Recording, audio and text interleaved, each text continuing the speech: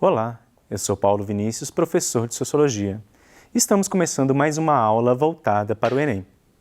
Como a prova do Enem desse ano de 2022 já foi aplicada, então vamos resolver as questões voltadas para a Sociologia. A aula de hoje é continuidade da aula anterior, onde já iniciamos as explicações, as correções de um conjunto de questões. Então, hoje vamos falar de mais um bloco de questões de Sociologia. Vamos tomar como referência a prova do caderno rosa, pois a numeração que vamos usar aqui e o gabarito, ele está embasado na prova rosa. Por isso, ao ler o enunciado, para quem fez prova de outras cores, que tem um outro gabarito e uma outra numeração como referência, é importante ficar atento a isso. Porque às vezes você lê a correção e acha que está errado, mas lembrando que estamos usando essa prova rosa. Para a primeira questão de hoje, vamos na questão 72. Uma nova economia surgiu em escala global no último quartel do século XX. Chamo-a de informacional, global e em rede para identificar suas características fundamentais e diferenciadas e enfatizar sua interligação. É informacional porque depende basicamente de sua capacidade de gerar, processar e aplicar de forma eficiente a informação baseada em conhecimentos. É global porque seus componentes estão organizados em escala global, diretamente ou mediante uma rede de conexões entre agentes econômicos. É rede porque é feita em uma rede global de interação entre redes empresariais. Aqui nós estamos vendo uma questão voltada para a globalização, que é um tema que também dialoga com a geografia, mas a globalização sob o ponto de vista da sociologia. Inclusive, o autor da referência, a obra da referência aqui, do Manuel Castells, A Sociedade em Rede, foi o livro, o autor teórico que embasou a nossa aula daquele dia, sobre a globalização sob o olhar da sociologia. Então, a nossa discussão sobre globalização, ela dialogou, ela foi embasada nessa definição que caiu no Enem. E a pergunta é: qual mudança estrutural é resultado da forma de organização econômica descrita no texto?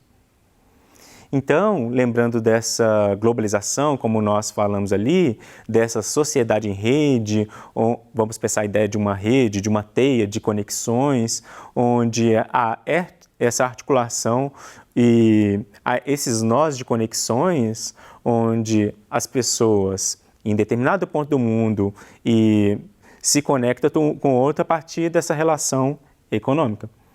E quem sai beneficiado nessa lógica dessa globalização se dá principalmente entre o setor empresarial, a partir desse momento da produção. Então, a questão ela apresenta 5 alternativas. A fabricação em série.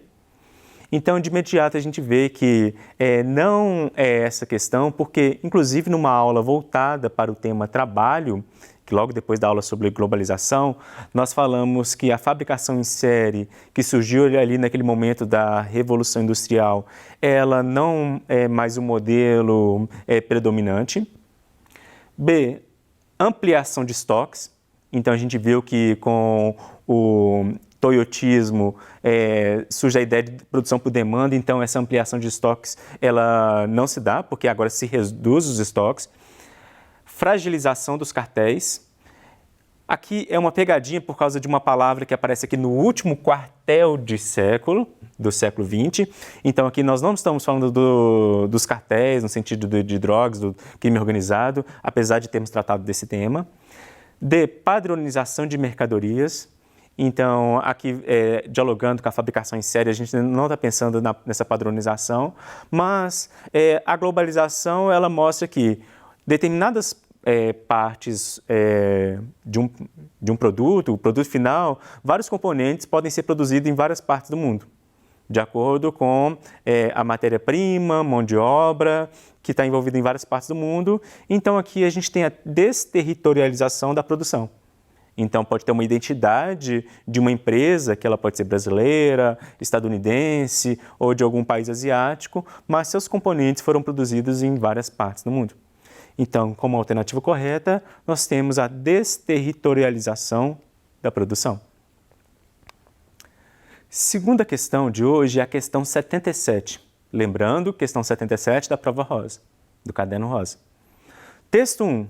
Aqui nós temos uma imagem de um conjunto de habitações. A gente interpreta que é uma região mais periférica, onde as casas estão aglomeradas uma em cima da outra. E alguém grita, "Tá estudando, Júnior?" Ele responde, "Calma, estou tentando achar um sinal de Wi-Fi." Então ele estica o celular para fora, tentando captar esse sinal de internet. O texto 2 diz, "É como se os problemas fossem criados pela pandemia quando, em verdade, isso só demonstra o quanto eles sofrem uma tentativa de serem naturalizados. Eles estavam lá, empurrados para debaixo de vários tapetes. Diversos levantamentos realizados indicam que parcela significativa dos estudantes não tem acesso à internet em suas casas. Não tem computadores, tem celulares, mas com pacotes baratos que não permitem assistir a todas as aulas. E caso tenham celulares e dados, pergunta-se, é possível elaborar um texto no celular? É possível interagir na aula remota pelo celular?" Aqui traz uma realidade que muitos de vocês conhecem. Porque desde 2020, onde a gente começou essa dinâmica da aula remota, vimos que muitos passaram a ter dificuldade com esse acesso a essas aulas, pois muitos estudantes não tiveram acesso ao sinal de internet. Quando tinham acesso ao sinal de internet por meio dos dados móveis, era reduzido, não permitia, às vezes, assistir uma aula, um vídeo. E o texto ele traz uma problematização. E quando a pessoa já tem um aparelho celular e quando ela tem internet, é possível produzir um texto usando o aparelho celular? É possível interagir com os professores, com os colegas, por meio ali do celular, numa aula remota? Então, é uma realidade, nós temos um problema que foi escancarado pela pandemia, mas que ele já existia. Então, quando a gente vê esse problema que nós enfrentamos desde 2020, nós temos que entender que é um problema que existia antes, mas que ele vem à tona no momento onde há necessidade de se utilizar essas ferramentas tecnológicas. A crítica contida no texto e na figura evidencia o seguinte aspecto da sociedade contemporânea. Então, nós estamos falando que não é uma só realidade local, que é só de região metropolitana de Belo Horizonte, que não é só das regiões de Minas Gerais, como Zona da Mata, o Triângulo, ou só de Minas Gerais, ou só do Sudeste, mas de todo o Brasil e de outras partes do mundo. Então, a crítica, ela evidencia o quê? A exclusão social. Então, aqui a gente percebe uma alternativa correta, mas vamos ver as outras. Expansão digital. Se algumas pessoas estão privadas do acesso à tecnologia, então, expansão digital está incorreto. Manifestação cultural. Muitas pessoas utilizam essas ferramentas tecnológicas para se manifestarem culturalmente, mas se a gente está falando de uma realidade que foi escancarada pela pandemia, principalmente pela falta de acesso a essas informações, então não é a manifestação cultural. Organização espacial, então ali porque mostrou uma casa ali no primeiro momento, então não quer dizer que a crítica seja como agora os indivíduos estão organizados, como eles se apropriam, como eles ocupam determinados espaços. E a valorização intelectual, como se esse modelo de acesso à informação ou de estudar, por exemplo, essa nova dinâmica de estudos, valorizassem quem está mais apto para os estudos e quem não está, numa falsa ideia de meritocracia. Então, essa realidade somente escancarou a exclusão social que já existe no Brasil.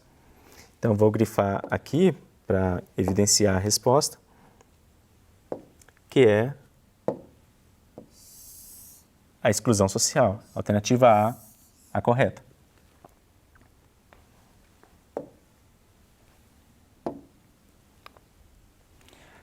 Questão 79 do caderno rosa. Nascidas no Líbano, as duas irmãs não puderam ser registradas no país, porque lá é exigido que os nascidos sejam filhos de pais e mães libaneses. Seus pais, de nacionalidade síria, também não puderam registrá-las no país de origem. Na Síria, crianças só são registradas por pais oficialmente casados, o que não era o caso deles. Aqui é um tema que nós também trabalhamos numa aula de sociologia,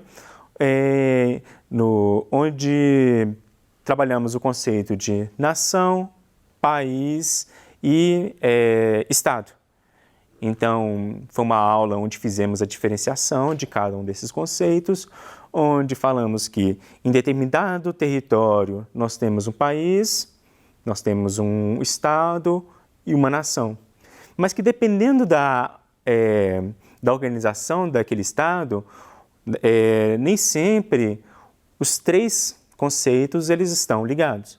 Porque dentro de um país a gente pode ter mais de um Estado, e dentro de um país pode ter mais de um Estado e também pode ter mais de uma nação. E ainda quando a gente pensa, por exemplo, na soberania de cada um desses estados, eles têm formas diferentes de dar o reconhecimento da cidadania, da nacionalidade para os nascidos ali. Então não basta nascer. Dependendo da organização, a dinâmica vai ser diferente. Então, no Brasil, se uma criança nasce aqui, ela pode ser registrada como brasileira, mas o mesmo não ocorre em outros lugares, como é o caso do Líbano. Então, além de nascer no Líbano, os pais e as mães serem libaneses, esses pais também têm que ser casados, oficialmente. Não pode ser somente morando juntos. Então, em situações como apresentadas no texto, as pessoas, ao nascerem, já se encontram na condição sociopolítica de. Então, elas passam agora a ter um status. Quando você é registrado, você é cidadão, você é uma cidadã. Mas, quando não ocorre isso, você assume um desses status. Alternativa A, exiladas. O exílio é quando você, por alguma situação política, situação de guerra, você acaba sendo, de certa forma, expulso do seu país, que não é o caso dessa criança. Apátrida. E a apátrida é aquela que não tem o reconhecimento político de cidadania daquele lugar. Então, é como se ela não existisse oficialmente. C, foragida. Então, nós temos alguém que comete um crime e está sendo procurado, que não é o caso. Refugiada, que em situações de conflitos, principalmente guerras, muitas pessoas acabam saindo dos seus países de origem por causa dos conflitos ali. Então, elas são refugiadas. E clandestinas que, principalmente por causa da imigração, muitos acabam indo para determinados países de forma ilegal e elas são consideradas clandestinas.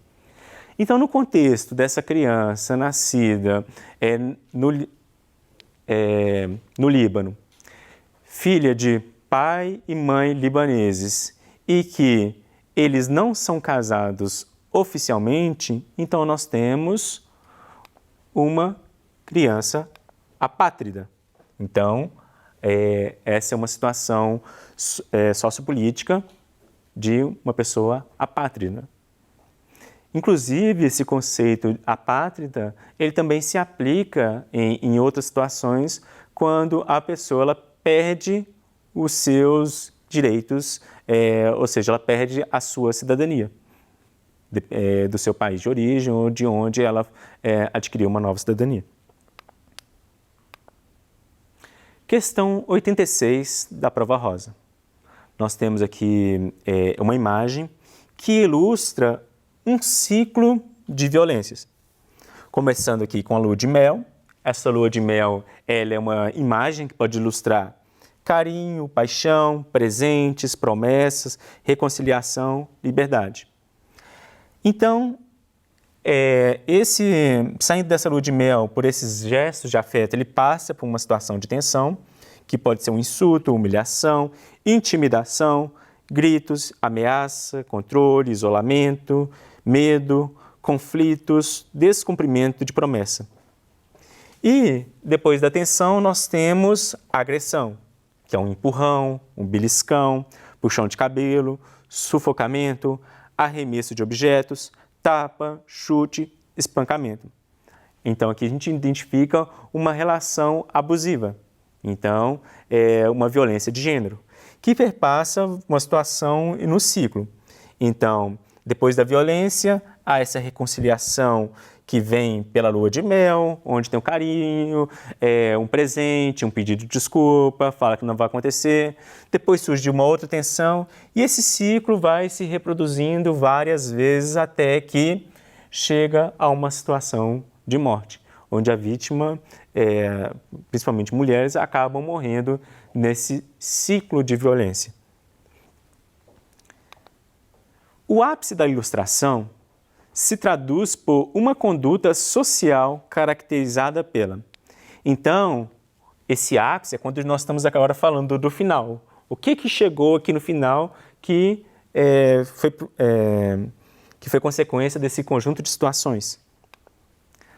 A cultura do cancelamento, inclusive esse cancelamento é uma palavra que está sendo muito utilizada ultimamente para falar que, olha, você não gosta de alguém fez uma coisa inadequada, então ela foi cancelada. B, prática do feminicídio. Então aqui a gente vê uma situação de violência de gênero, onde as mulheres elas são mortas na sua situação de mulheres, provocadas principalmente por relacionamentos abusivos. Então aqui estamos identificando uma alternativa correta. C, postura negacionista. Então, quando negamos essas relações, essas violências, então seria uma postura negacionista, que não é o que está acontecendo. D, ação involuntária, como se, vamos interpretar assim, a pessoa que matou, ou seja, o criminoso, ele agiu de forma involuntária, então a morte foi algo que ele não quis, porque vamos pensar, ele amava, ele tinha gestos de carinho ali. Não, mas nós temos que pensar que é um ciclo de violência. Então, as demonstrações de afeto são falsas. E defesa da honra. Inclusive, até pouco tempo no Brasil, quando um homem matava a sua esposa e alegasse defesa da honra, ele não era culpabilizado da mesma forma que é hoje, porque era uma forma de garantir a sua honra e aquela mulher estava indo contra a honra dele e colocando o seu status de homem, sua masculinidade em risco. Então, aqui nós temos como alternativa correta a prática do feminicídio. Então, desde a última aula que estamos corrigindo essas questões, estamos percebendo que as questões foram bem simples, não teve muitas pegadinhas, foram bem pontuais. Então, para quem tem assistido às aulas no Se Liga, de Ciências Humanas de forma geral, tem percebido que foi uma prova tranquila de ser realizada e que espero que vocês tenham tido bons resultados. Então, convido vocês a assistir à próxima aula e até a próxima.